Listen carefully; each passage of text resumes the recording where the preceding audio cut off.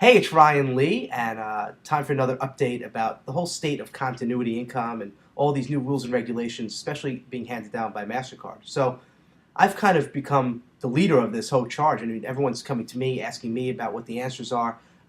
Merchant account providers calling me, other marketers, shopping cart owners. So all these people, we're all kind of coming together and trying to figure out what's actually going on. So I am doing a big webinar, just a little heads up, a big webinar on Wednesday, February 10th, 2010, to give you all the latest updates and the detailed information on how to make sure you're keeping yourself out of line of fire. So what's happening right now, and I just want to give my kind of 2 cents on the whole issue. You know, a lot of marketers are getting shut down. Some people, there's kind of two things that are happening. Either you're getting a warning from your merchant account provider saying, look, you're out of compliance. You have about 24 to 48 hours to get it set, to get it right. There's other people who they're not even getting that warning. They're basically the underwriters or the people behind the merchant accounts are looking and saying, hey, you're out of compliance. You're done. You're on the I forget what that's called. That the list, but basically you're blacklisted and you pretty much never get a merchant account again. So there's kind of two things. You definitely don't want to be on that second one. If you get shut down and get put in the blacklist, you're kind of done. So people are asking me, well, Ryan, what's your opinion? What do you think about all these new rules and regulations? Now, first I have to tell you that I'm not a big fan of any regulations in anything. I'm all about, freedom. Look, if you want to go home and do whatever it is you do, then go do it, as long as it's not harming other people.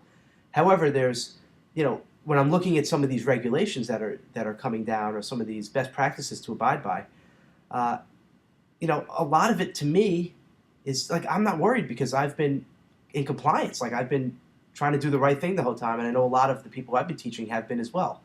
There are some things that have changed quickly, the free plus shipping getting taken out. But if you actually look at the stuff, if you stop, you take a step back and actually look, most of these things are how you should be running your business. I mean, you should be providing a couple of ways for people to contact your customer support, either online or a phone number. We always have phone numbers on our contact page. So you should be providing that stuff. You should make it clear if people are going to be billed after a certain trial date. That's just good business practice. Why would you want to hide it? Why would you want to be, under the radar? And it drives me crazy when people say, oh, you run a continuity program, you keep it under 10 to 20 bucks, it's under the radar, no one ever knows. It's not the way you're supposed to run a business. That's not the way you add value to people's lives. You should be upfront and say, hey, this is what we have, this is great. If you don't like it, cancel, and here's how you cancel. Just being clear and conspicuous with your advertising and your marketing program. So, not using multiple merchant accounts and not letting people know they're going to be rebilled, hiding it in terms of conditions. Again, it's just common sense the way you should be running your business. So I think while there's obviously a lot of craziness and confusion going on right now, I think if you actually take a step back and look, I think this will actually help people selling products online. It's going to protect the customer, and it's going to make sure we're all doing what we're supposed to be doing. And if you have a good product and service, you should feel good about what you're selling and stand up and say, look, this is what it is. And I have such a great program, a coaching program or a monthly newsletter that's so good that you're going to want to invest your $10 or $20 or $30 a month in it.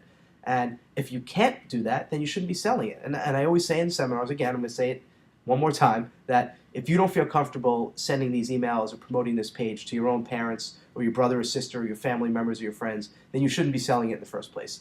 If you're doing some of these sleazeball tactics where you're hiding the billing and they can't cancel, you shouldn't be doing it. And here's a test. If you are going to sign up for a program, try to call their customer support or send an email and see how long it takes you to get a response. And if they don't get back to you, or that no one ever picks up the phone, or you don't hear back at all, then you probably shouldn't do business with them, me included. And there are times, look, we've dropped the ball.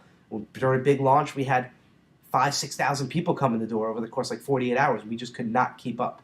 We tried, and it was my fault. I didn't have enough staff ready. So I understand what it's like to be on that end. Obviously, I didn't do it on purpose, but I know what it's like, and to be kind of seen as, oh, Ryan's just trying to rip us off. Oh, he's just trying to take the money and not refund me. So I know how it feels to kind of be on the other end, not meaning to have to do it. But it's a wake-up call for all of us to really, it's almost like the kind of new beginning, the rebirth of marketing, and doing it honestly and ethically, what I've been preaching for the past 10 years.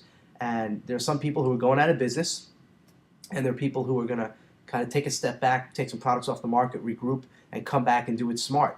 And you'll see the people who are the ones providing good content, which is hopefully you, and providing good customer support and good value, you're going to not only stay in business, you're actually going to thrive. This is going to be a better time to build your continuity programs and all of your marketing programs. So that's it. That's my little rant. I just wanted to kind of get that off my chest because a lot of people are confused or upset, and internet marketing is going down. What do you think, Ryan? So just wanted to kind of get it out there and voice my opinion. So that is it. And also give a little plug for the webinar on February 10th, 2010.